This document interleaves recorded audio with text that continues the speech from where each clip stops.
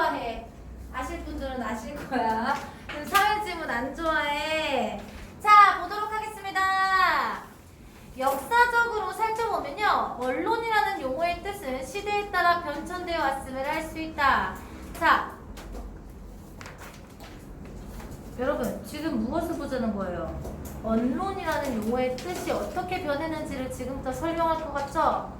그죠? 선생님이 밑줄 칠하는 데다 밑줄 치게. 누가 나 펜 좀 빌려주실래요? 아무거나 색깔이면 아무거나 돼. 너는요? 고마워요.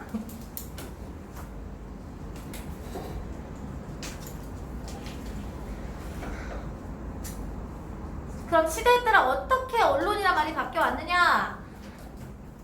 19세기 후반에 발행된 한성순보, 독립신보 등의 신문고에서 고신문에서 언론이란 한자어 뜻 그대로. 자, 19세기 후반입니다. 19세기 후반때는 언론이란 밑줄 말대로 논하였다. 선생님 19세기 후반에 밑줄 쳤고요. 말대로 말로 논하였다에 밑줄 치고요. 혹은 하였다의 뜻으로 사용됐습니다. 그러나 나왔어요. 선생님이 그러나 나오면 앞에 짝대기 넣어야 된다 했던 거 기억나십니까? 그러나 앞에 짝대기 20세기 초반 밑줄 칠게요. 언론이란 용어가 밑줄 표현의 의미로 사용되기도 하고 신문을 뜻하는 밑줄 신문을 뜻하는 용어로 사용되기도 했대요. 대한민국의 법령에서 언론이란 단어는 해방 직후인 자 법령이에요. 법령에서 언론이에요. 법령에서 언론임. 해방 직후인 1945년에 군정법령 19호에서 처음 등장했는데 군정법령 19호의 제5조는 언론의 자유와 출판의 자유를 보호하기 위해서 북위 38도 이남에는 신문, 서적, 기타 출판물의 인쇄에 종사하는 자는 등기할 것을 명하였다. 이후에 1948년에 7월 17일 제정된 재헌헌법 제13조에 모든 국민은 법률에 의하지 아니하곤 언론, 출판, 집회, 결사의 자유를 제한받지 아니한다라고 규정했으며 이 조항은 현행 헌법 21조에서도 유지되고 있습니다. 그러나 헌법에서 사용된 언론은 언론기관이나 미디어로서의 언론이 아니라 넓은 밑줄 헌법에서 사용된 언론 밑줄 치고요. 넓은 의미에서의 표현의 자유를 보호하기 위한 조항까지 밑줄 쳐주세요. 자, 그러면 여러분 어디를 가로쳐야 되냐면 대한민국 법령에부터 가로칠 거야. 1945년 그 부분 있죠? 이해됐습니까? 그리고 유지되고 있다까지 가로 닫아주세요.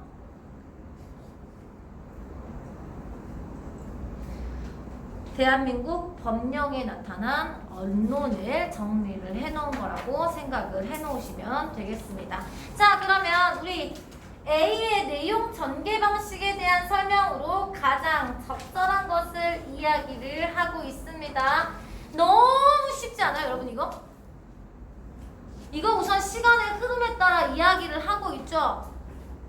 시간의 흐름에 따라 이야기하고 있다는 느낌을 받아야 돼요, 여러분. 그리고 선생님이 가로치란 거의 사례, 대한민국 법령의 사례랑 그 다음에 독립신문이랑 고신문 보이시죠 여러분? 고신문을 예로 들어서 설명을 해주고 있기 때문에 2번의 정답 당연히 몇 번이어야 되는 거죠? 2번이어야 되는 거예요. 이해되셨어요 여러분? 2번의 정답 2번인 거 나 모르겠다 하시는 분 있습니까? 없으시죠? 이렇게 여러분 중간중간 해결을 하면서 문제를 푸시면 좋겠습니다. 역사적으로 살펴보면 미안해요. 언론의 개념이 모호함은 뉴미디어 시대에 더욱 가중되고 여러분 그러니까 A 부분에서는 무엇을 얘기했냐면 말 그대로 논한다는 의미였기도 하고 미디어의 이야기이기도 하고 표현의 자유를 이야기를 하기도 하고 됐습니까? 그러니까 모호한 느낌을 준다는 거죠. 언론의 개념의 모호함은 뉴미디어 시대에 더욱 더해졌다는 뜻이에요. 더해졌어요. 명확해지지 않고 더해졌어요. 모호함이. 테크놀로지의 빠른 변화와 함께 새로운 매체의 탄생은 그 속도와 모습을 예측하기도 어려워서 과연 어떠한 매체를 언론으로 봐야 하는지. 자, 여러분 의문입니다. 어떠한 매체를 언론으로 봐야 하는지와 기자는 누구인지에 대한 의문. 이게 의문이죠. 왜 이런 의문이 든다고 여러분? 새로운 매체의 탄생과 속도가 예측할 수 없을 만큼 빨라서요. 됐습니까? 이해되시죠? 끊임없이 얘기됩니다. 특히 기자는 누구인가? 라는 질문은 기자의 취재원의 보호를 위한 면책특권을 인정하는 미국에서는 매우 중요한 이슈로 떠오르고 있는데요. 현재 미국에서는 기자의 취재원 보호를 인정하는 방패법이 제정되어 40여 개 주에서 시행 중인데 뉴미디어를 통해 보도를 하는 자들을 방패법의 적용 대상인 기자로 볼 수 있는지가 논란이 되어 왔습니다. 자, 다시 두 개 밑줄 쳤죠. 기자는 누구인지가 그 밑줄 중에 하나예요. 그 밑줄 중에 하나. 근데 미국에서 면책특권을 기자한테 인정을 한대요. 이해되시죠? 면책특권이라는 걸 인정을 해서요. 기자의 취재권을 보호하는 방패법이 지금 40여 개 주에서 시행 중인데, 그러면 기자가 그 방패법의 보호를 받는 이 기자는 누구이냐? 어디까지를 기자로 봐야 되냐? 이해되시죠? 이거에 대한 문제가 발생한다 이 말이죠. 적용 대상인 기자로 볼 수 있는지 밑줄 칠게요 여러분. 뉴미디어를 통해 보도하는 자들은 방패법의 적용 대상인 기자로 볼 수 있는지에 대한 논란이에요.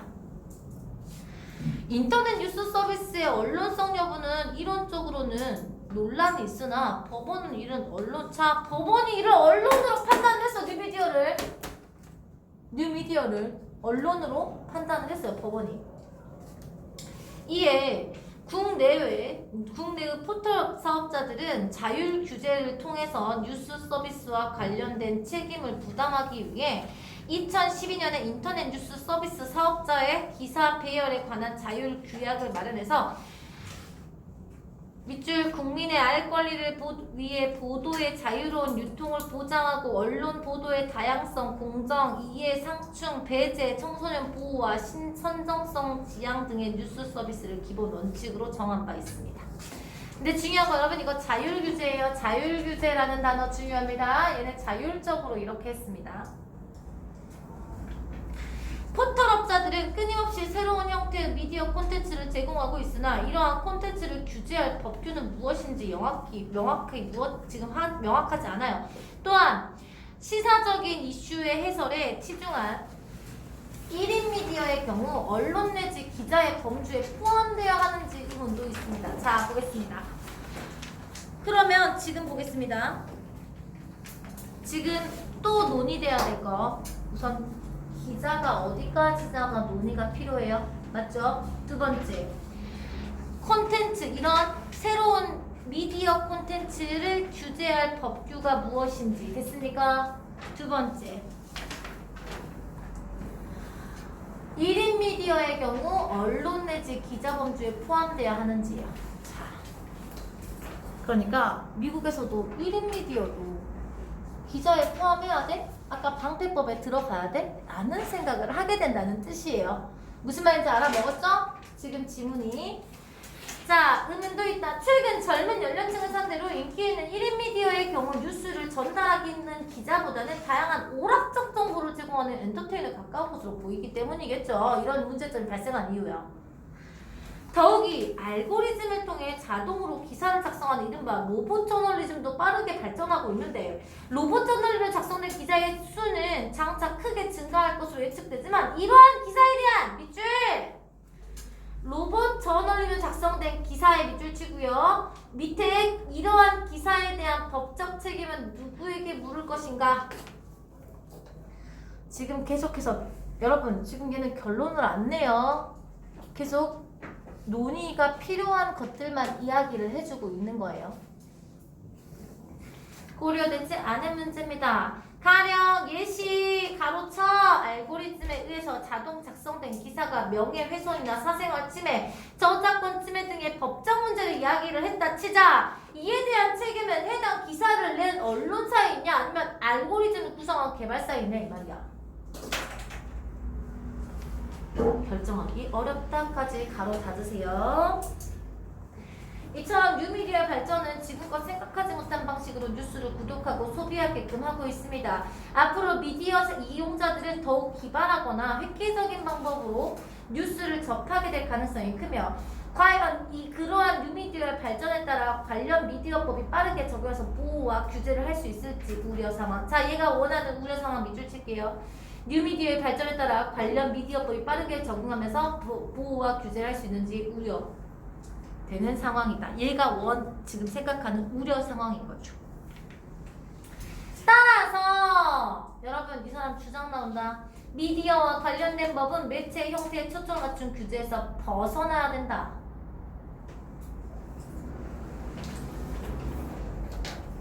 얘가 얘기하고 싶은 거야. 벗어나야 돼. 굳이 새로운 미디어가 방송이냐 신문이냐 이런 거 따져가지고 기존의 방송법이냐 뭐 신문법이냐 이런 거 적용하기보다는 벗어나자. 기존의 것을 벗어나야 된다 했어요. 지금 이해되시죠? 벗어나! 그 미디어가 인격권을 침해하거나 기타 불법 행위에 대해서 책임이 있는지에 초점을 맞춰야 한다 이 말이죠. 뉴미디어 법적 책임에 대해서 보다 정교하고 합리적인 판단이 요구된다. 그러니까 얘는 아직 해결책 같은 건 얘기하지 않고요. 뭔가 결론을 내리지 않고 지금 이런 문제점이 있어 라는 얘기까지만 해놓고 있어요. 자, 그러면 1번 보겠습니다. 위클에서 언급한 내용이 아닌 거 방패법 시행국가 어디야?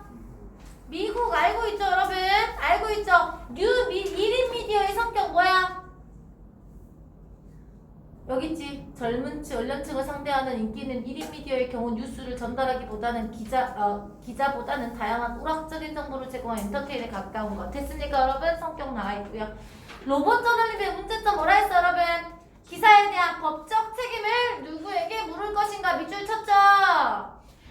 미디어 콘텐츠의 규제 법규 내용 이거 있다 했어 없다 했어? 무슨 법규일지 법규가 없다 했어. 선생님이 아까 밑줄 쳤죠? 여기 있거든요. 그러한 콘텐츠를 규제할 법규는 무엇인지 명확하지 않다 그랬잖아요. 그쵸? 그러니까 정답 당연히 몇 번이 돼야 돼? 4번이 돼야 돼. 맞아. 다음 인터넷 뉴스 서비스의 기본 원칙이 뭐야 했어 아까? 인터넷 뉴스 서비스 규약 뭐라 했어? 기본 원칙 뭐라고? 밑줄 쳤잖아. 국민의 알 권리를 위해 보도의 자유로운 유통을 보장, 언론 보도의 다양성, 공정, 이해 상충, 배제, 청소년 보호와 선정성, 지향 등의 뉴스 서비스의 기본 원칙 보이시죠? 여러분 아까 밑줄 쳤습니다. 선생님이 밑줄 치라는 건 이유가 있어서 치라고 하는 겁니다. 자, 그러면 1, 2번 해결했고 3번 위크드 바탕으로 보기를 이해한 내용으로 적절하지 않은 거.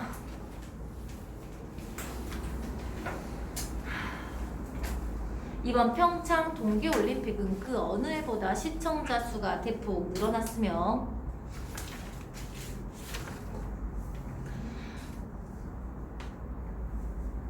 비디오 스트리밍 횟수가 13억 건으로 지난 올림픽 때보다 9억 건 가까이 증가했다.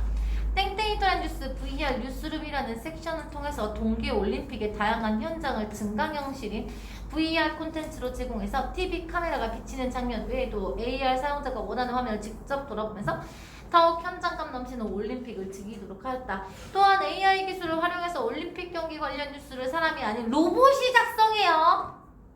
올림픽 곳을 선보였고요. 메달 획득 소식을 등을 속보성 기사가 아니라 일별 주요 경기 종합과 나라별 경기 결과 등을 일목요연하게 정리해서 정보를 제공했죠. 세모세모 인터넷 뉴스는 AI 포토 서비스를 통해 선수들과 관중들의 다양한 표정을 분석해서 기쁨과 아쉬움 감정을 실감나게 전달했고 실시간 중계 영상을 3분 정도만 보여주고 중계가 끝난 뒤엔 영상을 삭제했습니다. 이는 모바일 사용자의 특성을 고려해서 민감한 올림픽 영상의 저작권 문제에서 벗어나려고 했거든요.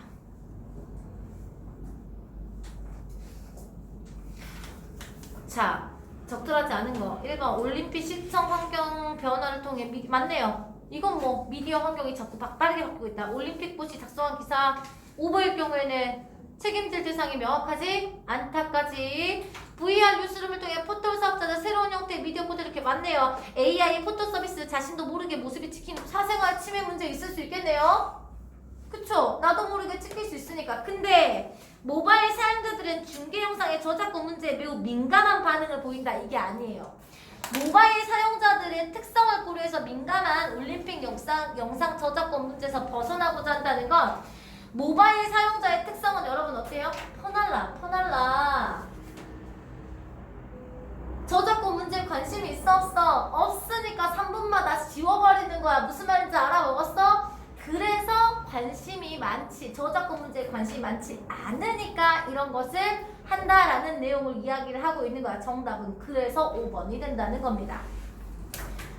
이해되셨습니까? 여기까지 첫 번째 지문이었고 오늘은 두 번째 지문까지밖에 못할 것 같아요. 지금 여러분 한 명이 더 늘어났거든요.